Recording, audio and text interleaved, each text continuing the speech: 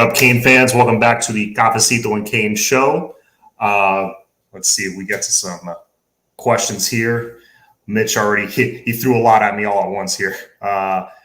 Mitch says, so any more news on the Saban saga? Any info on how good the Dolphins I can't talk right now. Let me start over. Any info on how good of a hire the Dolphins dude was? I don't know him very well. And who's going to be the 2023 recruit that takes charge of his class? Any QB info? Let's start with the QB info. Nothing new on that front.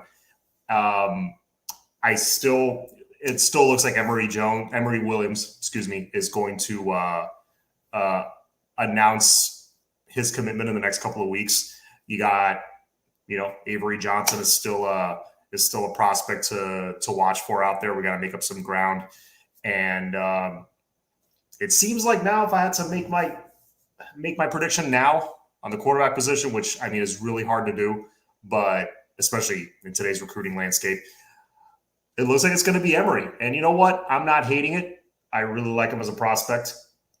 Perfect prospect? No, of course not. That would be Jaden Rashada. But dude is good. Dude's legit. But thank you, Mitch, for the questions. The guy from the Dolphins, I don't know a ton about him, but anytime you're hiring anybody from the NFL to come down and coach in college, that's always a good thing. So, you always want to bring that NFL experience down here. And let's see what else. Anything on Saban? I know he said something about, I didn't say anything that they did was bad or something to that effect. You implied it. Yeah, I still believe he's the greatest head coach of all time, but the way that man just insults everybody's intelligence just really, little by little, makes me lose respect for him, just as a human being. And then the recruit that takes charge of the class in 2023, man, I don't know. That's tough. I think it's going to be Ruben Bain, but we'll see. Tanga, what's going on? Lee, what's going on, man? Need some coffee? Hey, got a couple shots right here. Let me hit my first one right now while you guys get into the chat. Please hit the like button, hit the subscribe button. Cheers. Some good hydration, some caffeination. We will have a guest later today. Jazz Santana will join us for our topic of discussion tonight, which will be your all-time Kane starting lineup. So I'm looking forward to the arguments that this is going to start. It should be really fun. No, this isn't a too deep, no backups, no honorable mentions. Your starting lineup, all-time Kane starting lineup. Thought we'd have a little fun because, it's the off-season and we got to find shit to talk about. Brother Jay. Let's see. Mango. Nicholas Harbor, we're in the top 7. Yep, Nicholas Harbor is that freak athlete, that edge rusher that's like 6'6", 240, 250 pounds, but runs like a gazelle. I think he set some kind of a record in the 100 meters. I don't know. Don't quote me on that, but he runs like a fast wide receiver. Put it that way. Ayo, what's going on, man? Always love having you in the chat.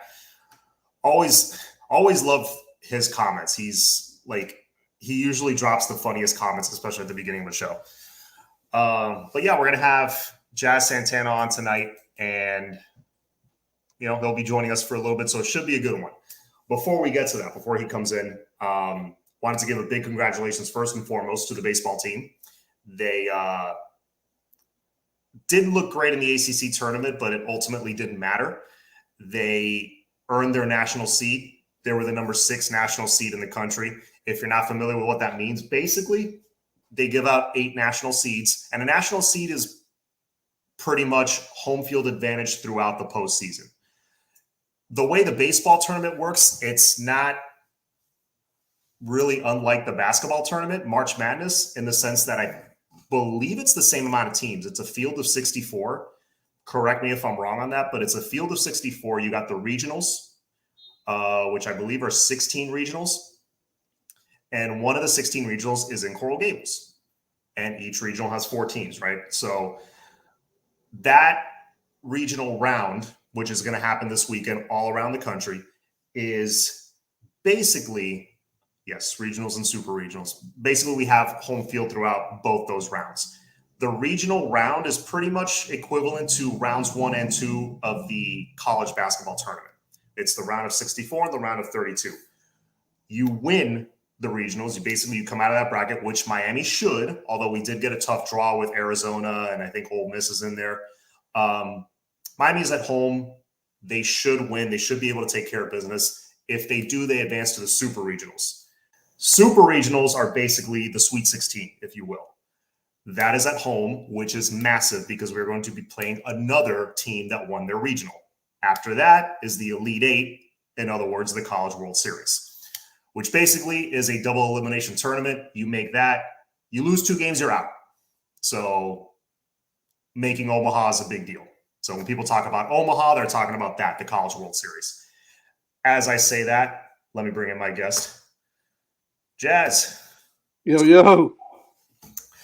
I was just congratulating the Canes baseball team on getting that national seed and kind of explaining to everybody how huge that is. It's basically home field throughout the postseason until Omaha.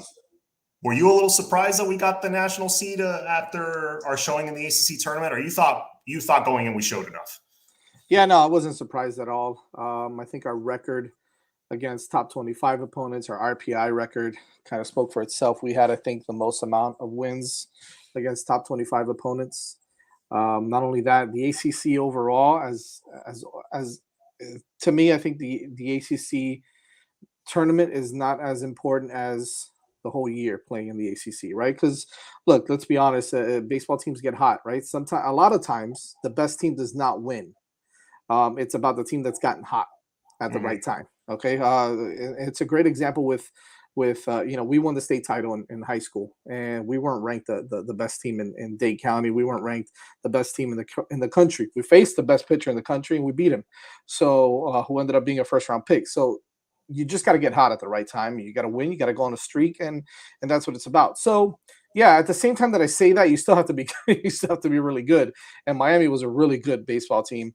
They did struggle down the road the last couple of weeks. They had some hiccups, but they won some really, really big time games. They swept they swept the ACC champs, right? The ACC tournament champion, North Carolina. They swept them.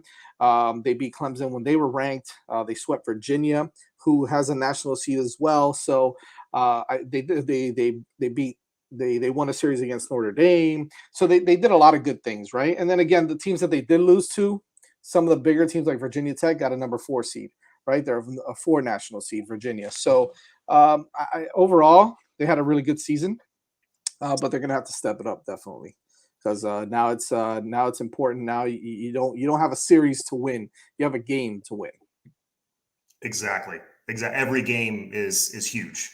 And absolutely. You lose that. I don't think it's going to happen because of who we're playing in the opener, but you lose that opener, you got to win like 4 in a row, 5 in a row, something like that. I think it's 5. You got to go through the whole losers bracket. The truth is, though, we've got a favorable. That's a tough word to say, man. A favorable regional. We really do. Canisius is not a very good program. Ole Miss, I have no idea how they got in. They had a losing record in the SEC and didn't win a game in the SEC tournament either. So they had a couple of a good series wins where they beat LSU and Arizona, who are in the tournament. Arizona, I'm sorry, did I say Arizona? Auburn. I meant Auburn. I'm sorry. Auburn, who who's hosting a regional as well, and LSU, who's a 2 seed in their regional. So those are the 2 biggest wins in the season for them. So I was surprised. I was surprised that NC State didn't get in because of how hot they got towards the end. And also surprised with Rutgers. I think Rutgers deserved the spot, and they didn't get in either. So yeah, it's crazy the way those things work. But a little bit surprised. But I think we have a favorable matchup in the regional, and to be quite honest with you, if we make it out and we get to the super regionals, another pretty good bracket as well on the other side. Yeah, no, it's gonna be a tough road as it always is. But congrats to them. They had a great season. Hopefully they keep it going. We've been chasing that elusive 6th national title for a long time. So hopefully we can get that. But anyway, before we bore certain people to death, because not everybody is awesome like us and loves baseball. Oh man. There's a lot of people like Flo out there. I think there's a halftime in baseball. Don't get me started. Don't get me started with Flo. Yeah. So let's focus on the point of the show and of this channel, Canes football. And like we talked a little bit before, I wanted to do something, little fun, get some arguments going.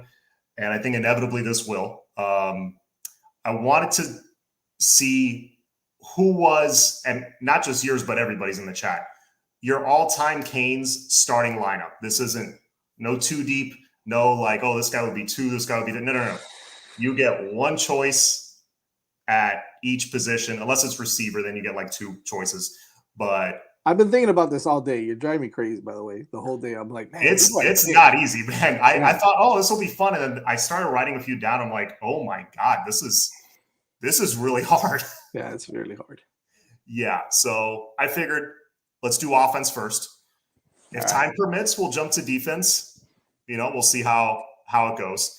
And so I figured let's start with an easy one. I think most will agree on this position. Let's start with the offensive line. Okay. Chantrell Henderson at left tackle, right? Yeah, sure.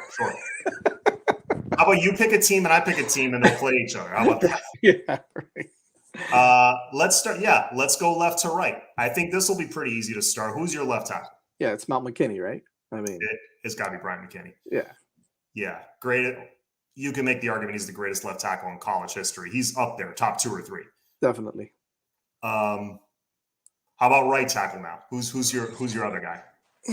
This one was tough because I was trying to figure out. I mean, at this point, if you want the best 5, right, regardless of position, you might have to move some guys around, right? So, like, I thought maybe Vernon Carey, maybe you can think of some other guys. I mean, Eric Flowers inside and outside. So, but I came up with Eric Winston as my right tackle. Let's just so I don't kind of delay the process. We'll move Eric Winston over to right tackle. Interesting. Eric Winston crossed my mind, and he kind of flies under the radar because he wasn't on amazing Canes teams, but dude was a monster. He was a first rounder, wasn't he?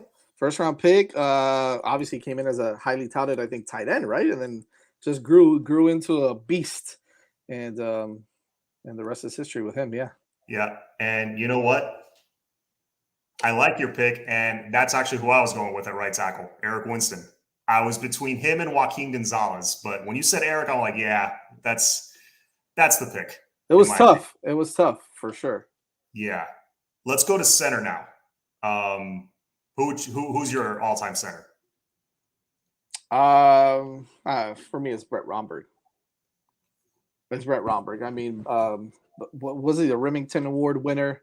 And to be honest with you, I have a really good relationship with him, so I don't want him to hear this and be like, "Wait a second, Jazz, you're not voting me as the best center." No, either way, man. I mean, what an amazing center he was. Obviously, on the greatest team ever in college football. So I think that.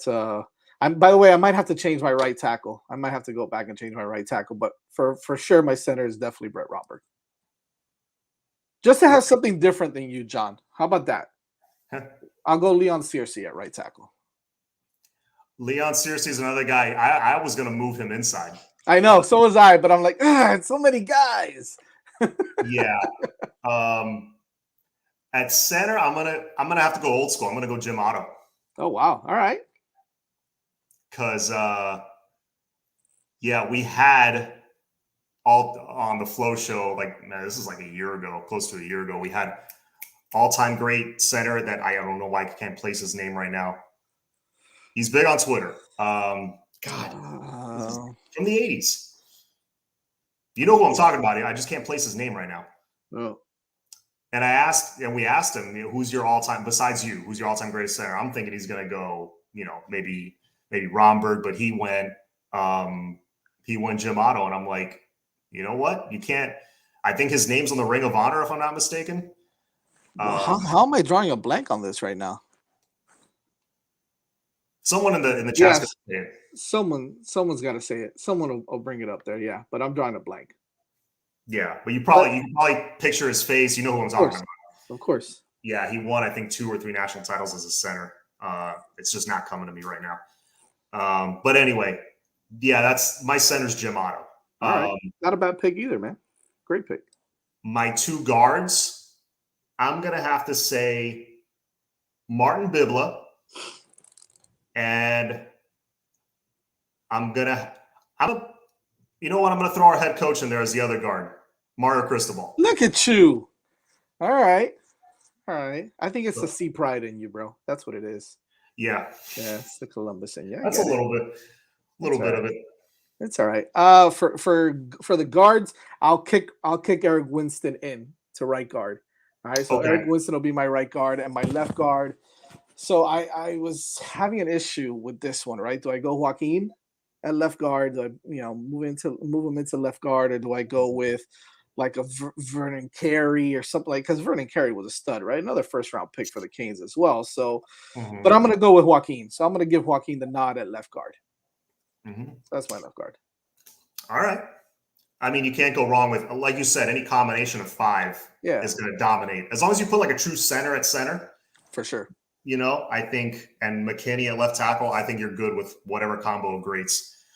All right. So I thought we'd start easy there with the O line. Now let's go to tight end. This one's a little harder because Yeah, it there's like is. 3 or 4 that really deserve an argument. Um, who do you have as your guy? Man, this one's tough because there's some guys recently that were absolutely outstanding, right? Mhm. David Njoku is kind of the guy that kind of stands out to me. But if I'm going to go all time and I'm going to think of clutch guys and I'm going to think of guys that just made plays, and it's definitely Negus, who you said, man, it's Jeremy Shockey for me. It's close. Jimmy Graham's another great one as well, but I think I'm going to go Jeremy Shockey. Yeah, I should have laid the ground rules at the beginning. We're basing this, or at least I am, solely on what they did as Canes. Okay. No, not Yeah. like Yeah. they Because were a I'm late bloomer in the NFL. No, no, no. What you did at Miami. okay. Um, I agree with you though. Shockey's my guy. Yeah. You can't. I mean, it's tough. It's tough. It's tough to argue. I mean, so many guys are close to him, but I feel like Shockey is just a little bit above all of them for as far as production. Yeah. So Negus That was tough. says Jimmy Graham had the production. I thought Graham. Thing I think is, he had more production in the NFL, right? he did. Yeah. Jimmy Graham, if I remember correctly, only played the '09 season, played football, right? And he didn't become the starter until like halfway through. Diedrich Epps was the starter to start the season. I don't know. Yeah. I saw him catch a touchdown pass from Kirby Freeman against FSU, and like I Were thought you that at that was game in I was Tallahassee? I was at that game. Wow. That Yeah. that was a great one because I remember how quiet Doak Campbell got, except for this corner of Canes fans. That was amazing. That was Yeah. amazing. Alex, Greg Olson from Alex. Okay. I Yeah. mean, he was great, but I feel like Greg Olson, they didn't throw him the ball enough. It I drove think I think in the NFL he's the best Canes tight end in the NFL. Okay. Yeah. I If think he's up Shockey had a there. longer career, I think he would have passed him, but yeah, you might be right. Yeah. Yes. Graham, more Yeah. production in the league. Yeah. Look, there's a guy that we're not really mentioning because I just think that it's tough to mention him is Kellen Winslow, just based off of Yeah. his, what's going on with him. But he was an absolute monster. He really was. He was, man. First, what was he, a 5th overall pick in Yeah. '03 or '04? Yeah, no. You gotta at least mention him. He was a monster. So that's tight end. So O-line, tight end.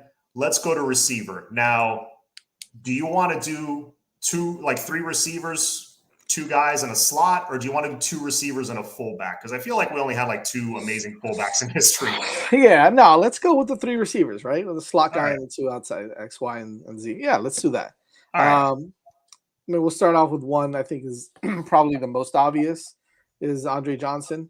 I think both of us will have Andre Johnson up there as one of Yep. them, right? Mhm. I think the other guy that I have to go with, uh, this was tough I'm gonna leave one of the outside guys later, but Mhm. I'll go Santana Moss on the inside. I think Santana Moss in the slot. It's hard to overlook him and what he Yeah. did here at Miami. Yeah. I don't. So I want to wait till the other guy. I want to see what you pick for the other guy first. What do you got? okay. Actually, Negas nailed my top three. Andre, Santana on the slot, and Michael Irvin on the other side. Yeah. Yeah, that's what I was gonna pick, Michael Irvin. I was going back and forth between him and Reggie Wayne, but Mhm. Michael Irvin definitely. Look, Lamar Thomas is another guy that you definitely could have named. You know, big time player, but yeah, it's got to be Michael Irvin. He's called the playmaker for a reason. And if you Yeah, go back, and it's not just, yes, he was a Hall of Fame receiver in the NFL, but go back and watch his college tape. Just as good. yeah, Like, yeah. He was dude, nasty. dude was a monster. Now, I mean, there's a lot of names you could throw out there, though. Nashville Kane says Lamar and Horace Copeland. Horace Copeland. Yeah, They were a great combo for sure. Kevin Williams was one that came to mind that I don't think gets enough love, especially from like newer Hurricane fans. Go back and watch like late 80s, early 90s highlights. Number 5, Kevin Williams. Oh my God. he was Like a G. he was Reggie Wayne before Reggie, I And think. he was Devin Hester before Devin Hester also. As a returner. Yeah, he was. Yeah. That was back when your number one receiver often returned kicks. Yep. He was old school, man. He broke ankles. He He was was awesome. nasty. All right, so wide receiver. Okay, so no big arguments yet. Not yet. Not yet. We got 2 positions left. You got we got 5 O linemen, a tight end, and 3 receivers. So you got 2 players left. Let's start with running back. Do we have to take just one at running back? You have to take one. All right. This All right. was probably the hardest position. Yeah. These two are definitely the hardest. I I want some people to kind of argue in the text or tell me something nasty in the chat. Okay. So I'm gonna go Willis McGahee. Ooh. I'm gonna go Willis McGahee. 28 touchdowns in that season. Was it 2000, right? 2000 or 2001? The year 2002. 2002. Okay, The 2002. Fiesta Bowl That's right. year. Yeah, 28 touchdowns that year. He was just so nasty, man. He was amazing. I love to see him play. But I mean, look, you can't go wrong with Edge and Portis and all these guys. So who do you got? I'm gonna stick with my guy. I'm gonna stick with Willis McGahee. I was this close to picking Willis McGahee because he's one of my all-time favorite Canes. This was like early in my Canes fandom. I was like entering high school that year, if I'm not mistaken. And yeah, the things I saw McGahee do were just like not human. I mean, people remember a lot of his NFL career post knee injury. He was the first guy to really come back same year from an ACL tear. Yeah. And it wasn't just ACL, PCL, everything. He tore everything. Everything. Back then, that was a death sentence. He was the first guy to really bounce back that I can remember. I was this close to picking Willis, man. I was at that game where he scored 6 touchdowns at Virginia Tech. Yes. In the rain, man. And we were throwing the foam Tostitos chips onto the field. But no, I'm going to have to go with Edgerrin James because he averaged 6 yards a carry for 3 seasons. Fair enough. I think his highest touchdown total was either 19 or 21, something like that. So he didn't have 28 in a season, but still.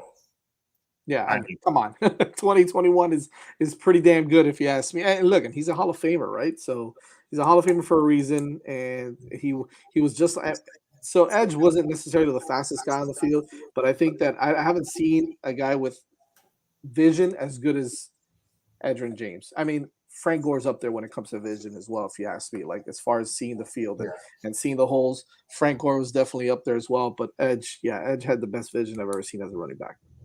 Oh my God. That was my earliest memory as a Canes fan. I was probably 5th grade, 6th grade, and watching that dude with the dreads just every time he touched the ball, 7 yards, 9 yards, 8 yards. I mean, it was like moving the sticks every time he touched the ball. It was amazing. It was Yeah. unbelievable. And of course, we can't forget 299 yards against UCLA. Yeah, I mean that pretty much cemented his legacy as a Cane, right? I mean, that was unbelievable. Exactly. I'm glad Alex mentioned Frank Gore. If not for the ACL tear, I think he would have been number one. Yeah. He was, some consider him, I mean, I thought at the time and for years after that, this is the greatest Florida high school player ever. Oh, without a doubt. Were you so when did you graduate from high school? 05. Okay, so I went to school with Frank. Like we were in the same year. Me and Frank are the Oh, same. Coral Park. Well, no, Coral Gables. you went to Coral Gables. I went to South Miami, but we were rivals. We were the rival. Gotcha. We played the first game of the season was always South Miami against Coral Gables, and we were the same age. So I got to see Frank all throughout high school, and every single time he touched the field, he ran for 300 yards, over 300 yards, and it was just unbelievable. And I used to be able to, we spoke a lot. One of my good friends is actually cousins with him, so we'd see him around all the time. But he was. Yeah, he was special. He's the best high school player I've ever seen, hands down. I think, no, you know what it was? Against Coral Park. This is a story that somebody told me that went there, that I think his state record was against them. It was like 460 yards or something like that. Yeah, Coral Park wasn't that good, so yeah, I can see that. I could have probably run for like 100 against them, but still, probably. 466. Yeah, it's still a lot, no matter how you spin it. Yeah. I am proud to say, though, I remember it was his senior year was my 8th grade year, and I remember Columbus was like the one school that like held him to like less than 100 or something. Wow. Somebody go back and fact check that, but I'm pretty sure we were like the one school that did okay against them. But awesome. Yeah, our claim to fame. But yeah, he had 10 or 12,000, I think 12,000 yards for his career. In high school? High school, yeah, if I'm not mistaken. Yeah, I wouldn't doubt it. Yeah. Someone that we're not talking. I think that doesn't get enough credit is Duke Johnson. I think he's up there as one of the best running backs. Also, I think he's top 5 all time. Yeah, I agree. I mean, he was just on a not very good team, unfortunately. Right. So, yeah, he belongs. He has a seat at the table for sure. Absolutely.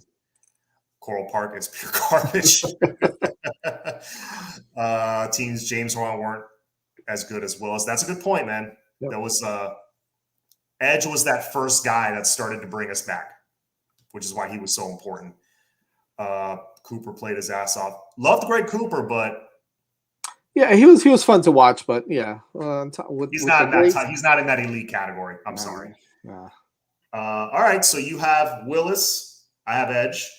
All right. Can't go wrong with you. So we have a couple disagreements, but for the most part, we're in line. All right. This is going to start some fist fights in the chat. Quarterback. Yes.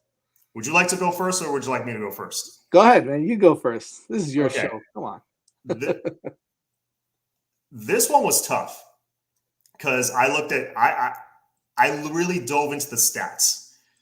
Now, consider this, a lot of it, 80s, 90s, throwing for 3,000 yards back then. Right. Hell, 2,800 yards back then was like a lot. It was like 3,500, 4,000 now. Teams ran the ball a lot more, and not many teams threw the ball. We were one of the only ones. So I took that into account.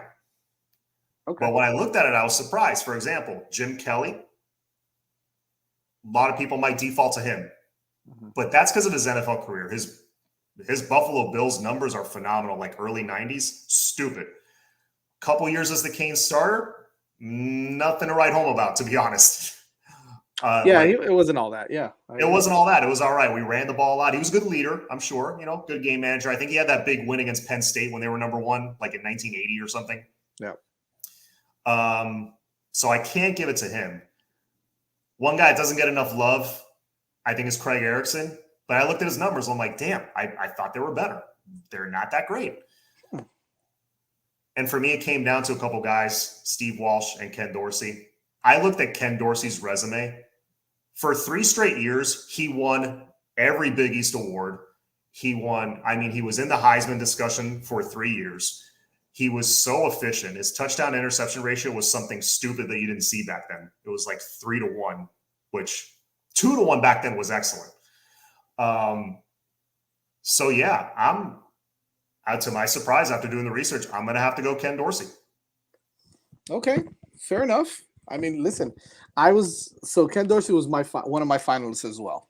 Okay. Yeah. And I was so sure. Alex says Kyle Wright. Oh man, I was gonna go Kirby Freeman, but I decided to pass. So yeah, like I had a hard time with this one. I really did, because I was so sure that I was just gonna go with Ken Dorsey. I mean, again, right, part of the greatest college team ever, put up the numbers, right, Heisman finalist, all that good stuff, right? And I was so close to doing it, and then I said, ah, man, I don't know if I can, because I know that there was a guy that was just so talented, and had some really good years. And I just think from a pure talent perspective, I think he was the most talented guy that ever played quarterback at Miami. And for me, it's I'm gonna go Vinny Testaverde. That's the I guy I went with. It was either him or Dorsey, and I was going back and forth. I was like, I'm gonna go with Vinny. I know people have a sour taste in their mouth, right, with the whole Camel Penn State thing, and he crapped the bed in that game and all that good stuff. But man, I just think from a pure talent perspective, it's hard to argue against Vinny Testaverde from that perspective. And listen, he had good numbers, right? weren't bad numbers. Like the 2 years that he started, it was 85 and 86. The first year he right. threw for 3,200 yards, which again you mentioned, throwing for 3,000 yards is a lot. 21 to 15 touchdown to interception ratio, which is not the greatest. But then his 1986 numbers, he went 26 and 9 and threw for 2,500 yards. So, a That's little great. bit of a drop off in yards, but touchdown to interceptions was really good. And back then in the 80s. Yeah. Yeah. And you can't argue the big games he won. Remember when Oklahoma was number 2 and they came to our house? Well, he beat them twice. Yeah. And I mean, we would say we kicked their ass. And he made that incredible play where they couldn't sack him. And that was like his Heisman signature play. If you guys in the chat don't know what I'm talking about, there's a play where he had to reverse field. Somebody grabbed his jersey and the shoulder pad popped out, and he still ran for the first down. It was crazy.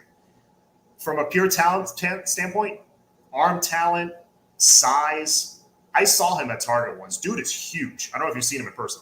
Have I? No, but he's like 6'5", isn't he? He's a big dude, right? He's every bit of 6'5" and like 240 and looked like he could still play. This was when his son was here.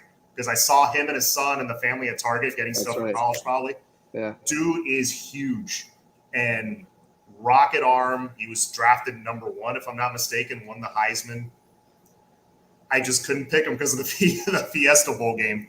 And I think he lost the bowl game in 85, too. I think we lost to like Tennessee or Auburn or something like that.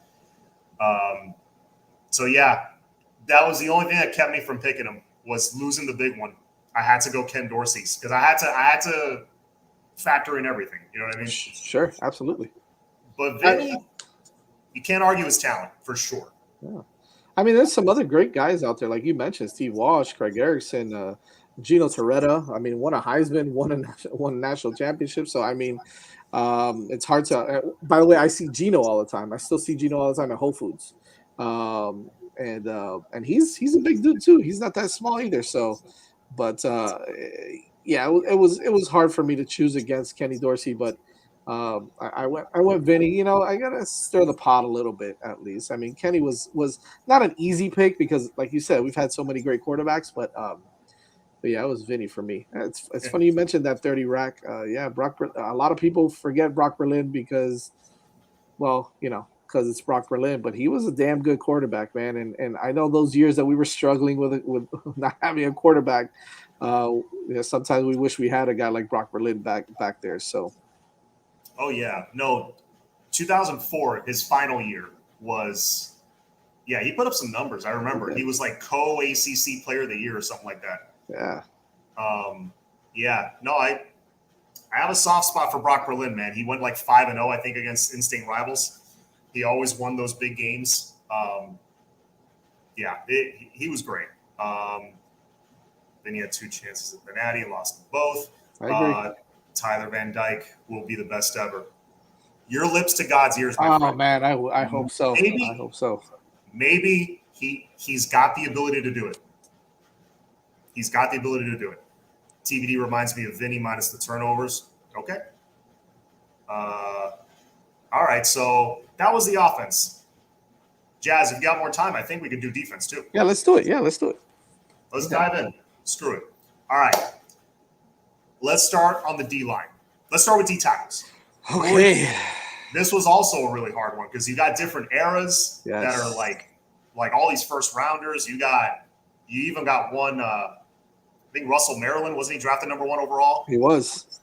I mean, you got so many. You can't go wrong at D tackle. So have at it. State your case. Oh man, this is brutal. Because to me, this was the hardest one. It was absolutely the hardest one because I can think of 4 or 5 guys right off the bat that I'd put there. God, okay. I'm gonna go with Jerome Brown is one, okay, and then the next guy I will go with just because I grew up with him and I saw him play.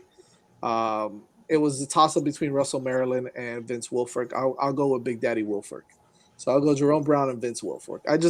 Listen, man, it's hard to go against any of those guys. I'm sure you'll name a couple of different guys, so you can't really go wrong. But just for argument's sake, I'll go Jerome Brown and Vince Wilfork. That'll be an unstoppable duo. Yeah. I also have Jerome Brown because I've heard the stories of we know how good he was, but there's stories of like from Green Tree that it's like, no, you don't know how good he was. Yeah, it's like a mythical character, right? Like a mythical. Yes. Yeah. Exactly. It's like, no. If anything, he held back in some games. It was stupid. Jerome Brown, and he just personified what it meant to be a Cane in the 80s. He was the baddest of bad dudes. So Jerome Brown 1, and Warren Sapp is my other one. Again, you can't go wrong with that, man. I mean, I get he just had all the accolades, man. It's just and a freak, absolute freak for a guy that wasn't huge. He was kind of a smaller, more compact. He was a tight end coming out of high school or something. Yep, he was actually a really good tight end. And then, The Rock was there, and he came in and basically took the Rock's took the Rock's position. If you ever heard that story, Uncle Joe. I mean, Cortez Kennedy's, and I struggled with not putting Cortez Kennedy in there either. So he was. I get it.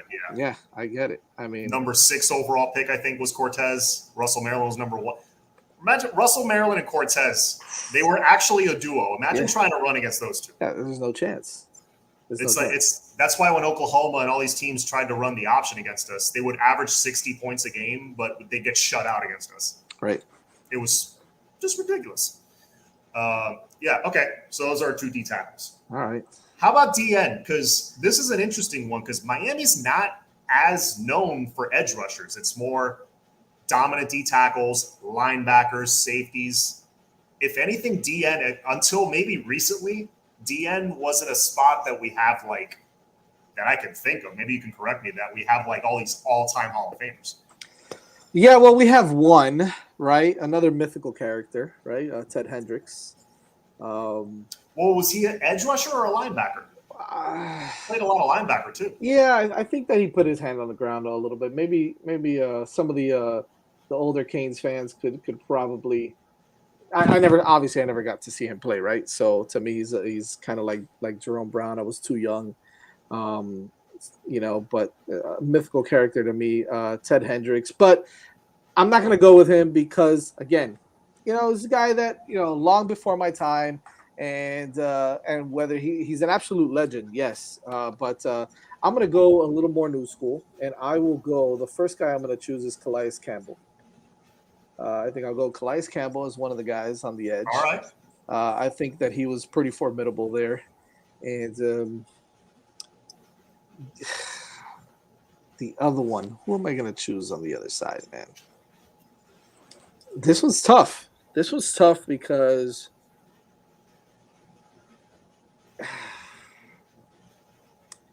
I'll go with Daniel Stubbs on the other side. Daniel Stubbs. Daniel I Stubbs. remember enough of Daniel Stubbs to know that he was an absolute stud. Obviously, he had a really good career in the NFL as well. But I'm going to say Calais and Daniel Stubbs. That's my Okay. guess. All right. Before we get to that, Lex, I know I've been meaning to get to your question for like 10 minutes now. Back to the quarterbacks real quick. Do you think if Brad Kaya played on Ken Dorsey's team, he would be in the conversation?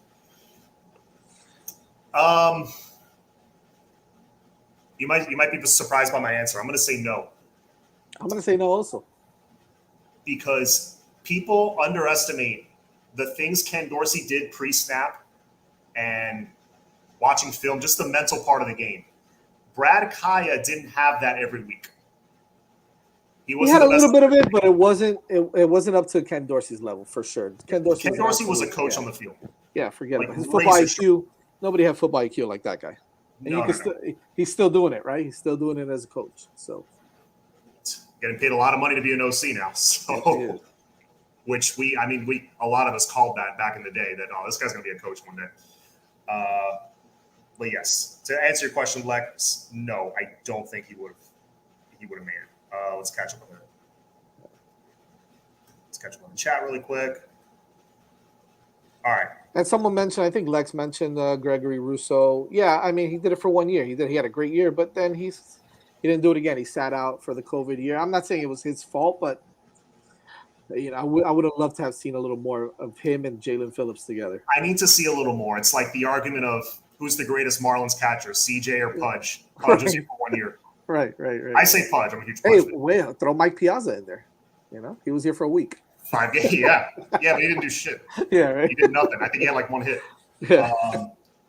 LeBron versus Wade. Wade was here longer. LeBron was here for it's that argument. Like he has to be here for a certain amount of time. I got you. For that reason, I couldn't go Greg Rousseau. I thought of him, but really, Rousseau was 4 or 5 games, if you think about it, where he just racked up all those crazy numbers. Yep. So I can't go Greg Rousseau just on principle. My DNs, I'm going to go old school on this one too. All right. Greg Mark and Rusty Medeiros. Okay. A lot of people don't. I think a lot of people don't think of Greg Mark and how good he really was. Right? He was amazing. Yeah. Every time I watch, I'm bored. I'll throw on one of these old games in the off season. You see big number 94. I think it was 94. Come around the edge, and he and big number 88 on the other side would high five and chest bump. Dude, those guys were a menace. So, and for those who don't know, again, Rusty Medeiros, Greg Mark, maybe some of the newer school fans, go back and watch late 80s, early 90s. Unfortunately, Rusty Medeiros, his career was kind of cut short. Not cut short, like he ended up playing here like 5 or 6 years because of injuries. Right. But he was on that trajectory to be a first rounder.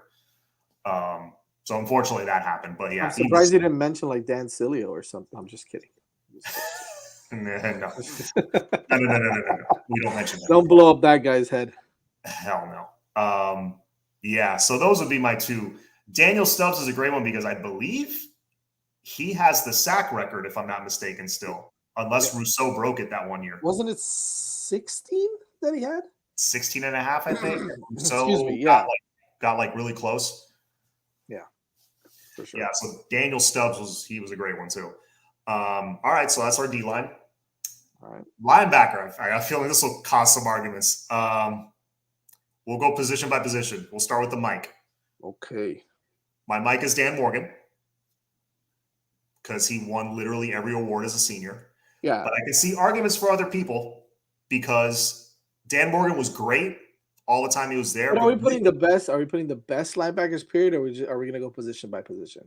Like Mike, Will, and Sam, Let's stick with like middle linebackers as middle linebackers and whatever, like outside guys, whoever. It doesn't have to be, you don't have to specify Mike or Will or Sam, just. Yeah. So I'm going to go Dan Morgan. Even though a lot of it was that final year was one of the greatest defensive performances in history. So that's my Mike.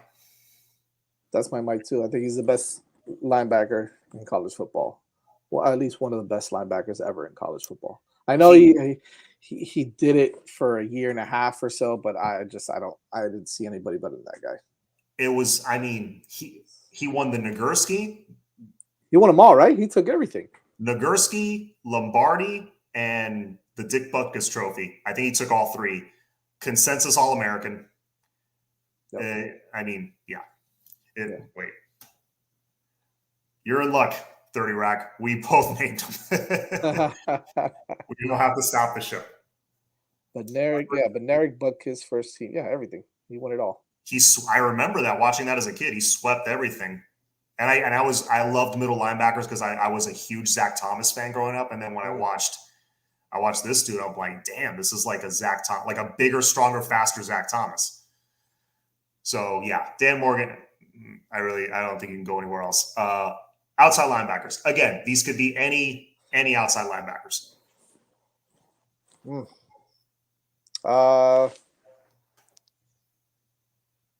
Ray Lewis was considered an inside guy, right? He was a middle linebacker, right? Or was he outside?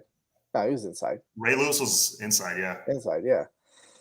See, I want to say Ray Lewis, but if we're gonna go solely like that, then let's go with.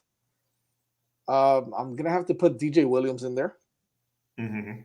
Okay, I think DJ Williams was an absolute beast. Was Michael Barrow an outside guy?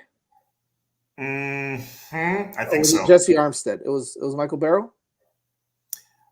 I think Michael Barrow might have been a Mike because Armstead and Smith, I think, were outside guys, if I'm not mistaken. Okay.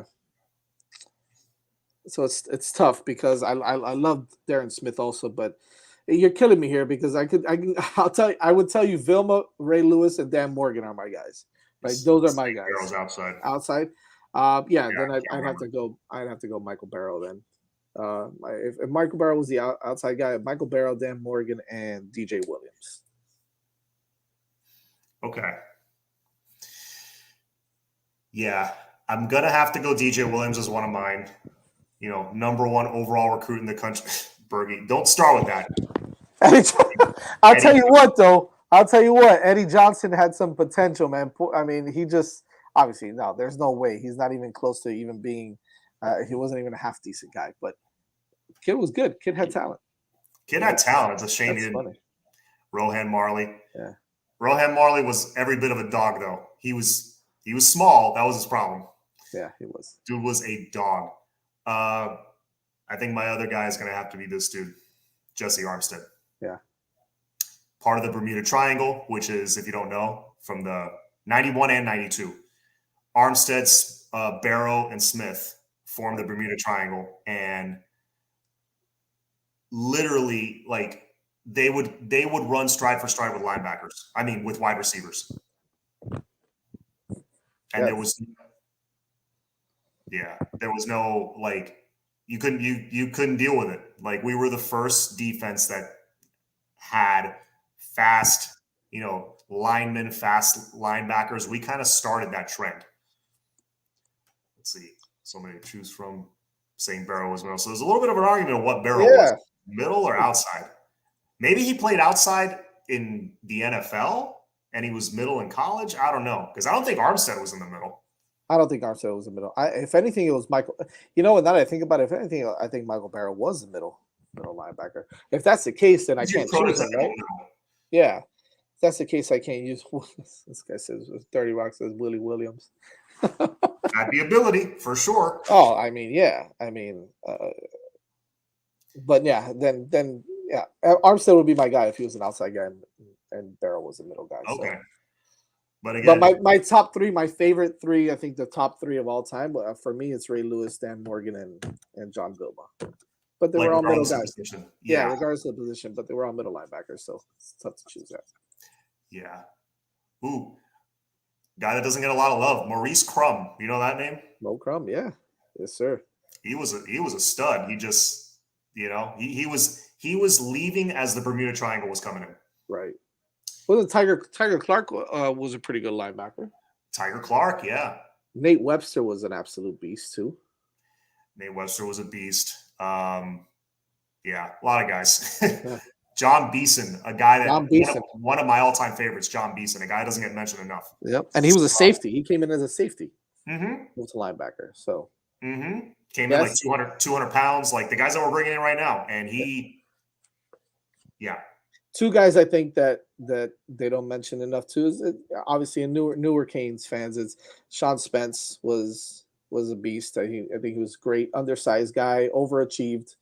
And the same thing you can probably say about Denzel Perryman was another guy who really played lights out here as well. So I like those two guys. Yeah. Rocky McIntosh. I loved Rocky. I love watching Rocky McIntosh. Huge fan of his. So was I. Yep. He was great. All right. So linebackers, we're pretty much in agreement, I think. Secondary. Let's start with the corners. Well, yeah, let's start with the corners. Yeah, because the safeties are a no-brainer, right? I think that it's Ed Reed and Sean Taylor. Yeah, it's Ed Reed and Sean Taylor. Right? Whoever says Sheldrick Redwine or anybody like that, I will block you from the chat. Oh man. Yeah. Yeah, it's obvious. Ed Reed and Sean Taylor are two of the, I would say, top 5 greatest college safeties ever. Yeah. They might be 1 and 2. I mean, if you ask me, they are. Yeah. Well, let's see. As for corner, Negus says Philip Buchanan, Antrell Roll. Bergie says Daryl Williams. Was Daryl Williams a corner? I think it was a safety. But he was an All-American. Yeah. Les, late to the party. What's up? What's up, man? What up? Yeah, we're discussing. We're on the final position. Well, actually, there's a couple more. There's like kick. Well, we don't have to decide kick return. Never mind. No, yeah. And punter. I mean, you going to go Jeff Fiegels or Pat O'Donnell? Definitely not Zach Fiegels. So we'll go with his dad. Definitely not Zach. Jeff Fiegels. Pat O'Donnell was great, but yeah, I think Fiegels. And then kicker, it's got to be Huerta. Yeah. Carlos Huerta has to be the guy. Yeah, I think so. Well, yeah, I guess. I mean, not Capshaw. The early 2000s. Scott Severs was pretty automatic. He was pretty automatic. He wasn't needed often, but he was pretty automatic. Matt Bosher, good point, Gary. Matt Bosher was another hell of a punter. You know what? Didn't Bosher become the all-time leading scorer in Miami history? One of these recent kickers did. He was the all-time leading tackler too, if you ask me. Yes. Yeah. I mean, I think he did. He or Badgley, one of the two. Like, I was surprised to see that. Yeah, good guys. I think it's got to be Carlos Huerta though, because he held that title for so long, and he was just a machine. But yeah, last but not least, let's decide the corners. Are we going 2 outside guys in a nickel? I think we just have 2 spots left. Just 2 outside corners, like any kind of corner. So, all right. You want me to go? You want me to go first? Yes. I would probably have to take Philip Buchanan as one of my guys. I just think that he was kind of a shutdown guy on his side. He was very good. Yeah, it's hard because I liked Antrell Roll also, but I know that Antrell Roll kind of moved around a little bit also. So that second cornerback position is the one that I'm having a hard time with. So I'm still thinking about that second, but I'll definitely go Philip Buchanan as one of my guys. I don't know. I'll give it off to you because I'm still thinking. I got a couple guys I'm thinking about here. I want to hear what you say. I want to hear what you say. Okay, my 2 corners are Antrell Roll and Mike Rumpf. See, yeah. It was Mike Rumpf for Roll for me, so I don't know. Yeah, a big reason for Rumpf is I remember watching that rainy game against Penn State where he got beat on the winning touchdown. I literally think he never got beat after that. And he played 2000 and 2001 after that. I don't think he ever got beat again. So that dude was a stud. And I think like a second rounder.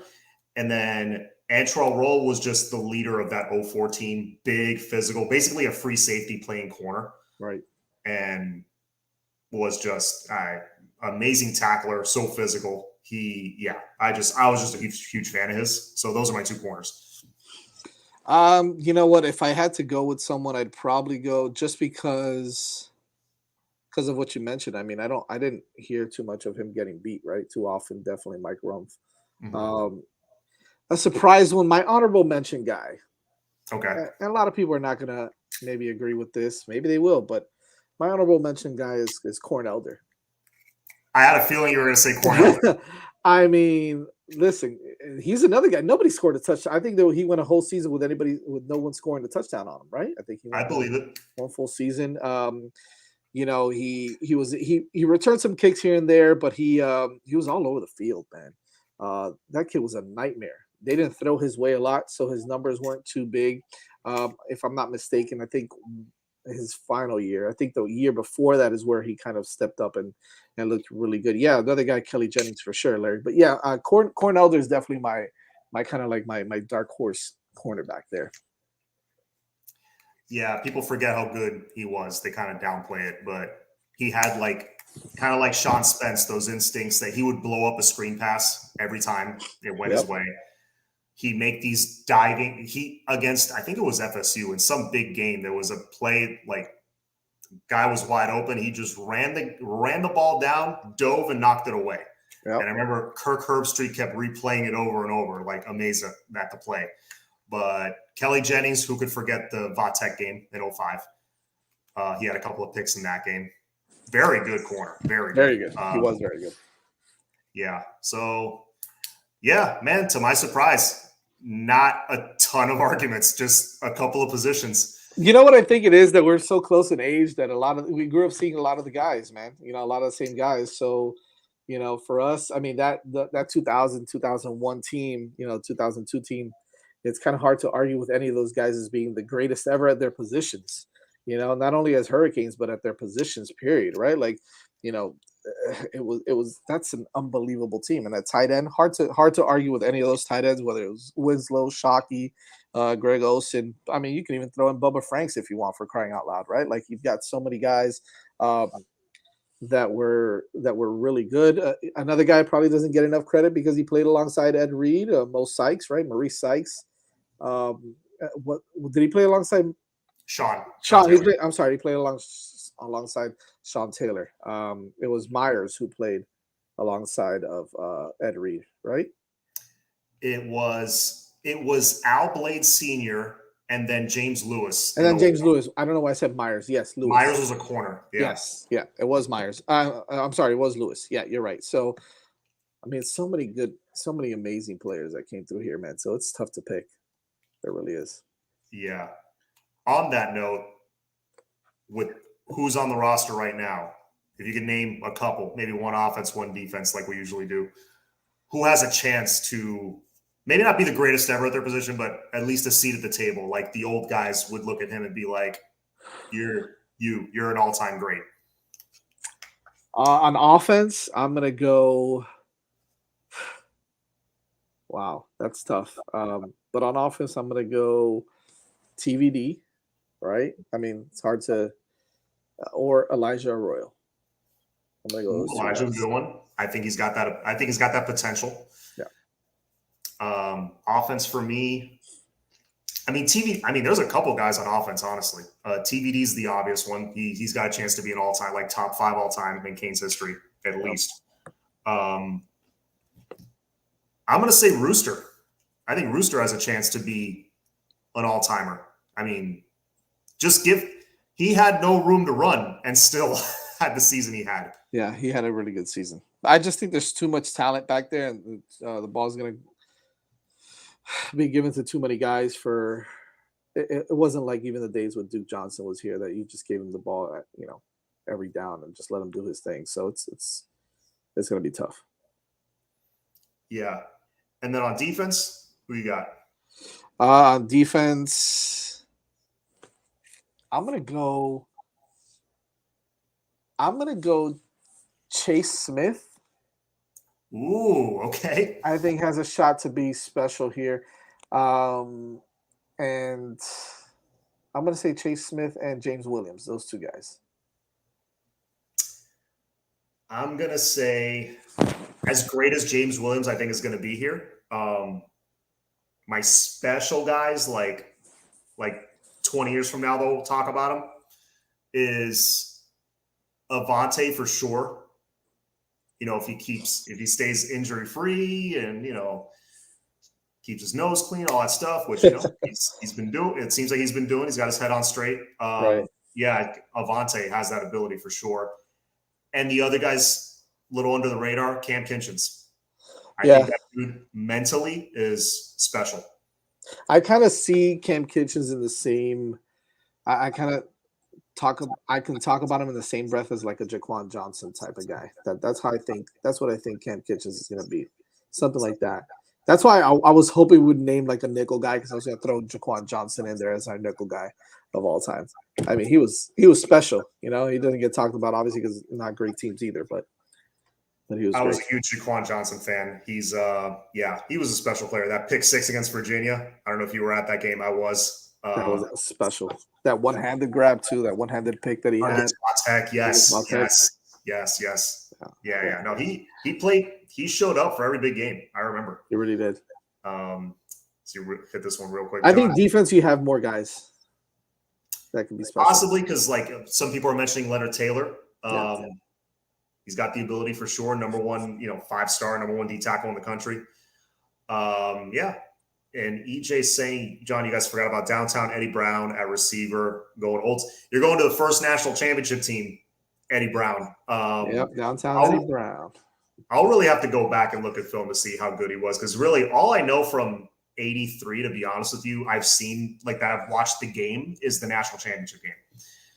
So I'll have to go back and see, more clips because I that's who Michael Irvin looked up to, right? That was the guy in front of him. True. And Brandon Merriweather. Merriweather, I thought, had a better NFL career than a college career. College, he made plays. He was really good, but up and down.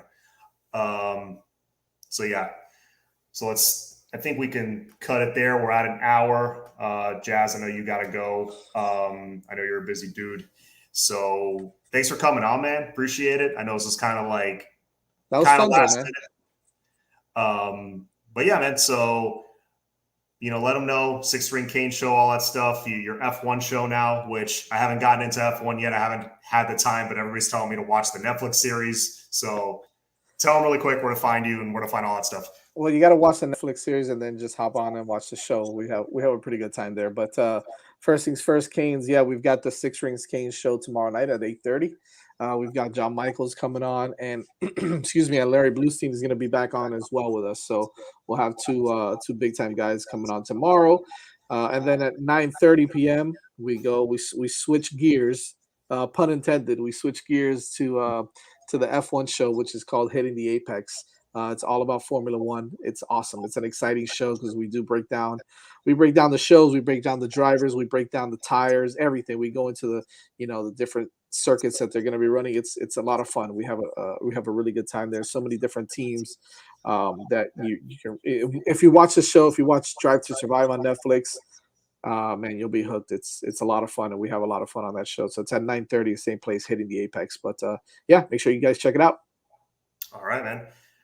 And as always, my show every Tuesday night, 7:30, depending on the day, depending on the guest.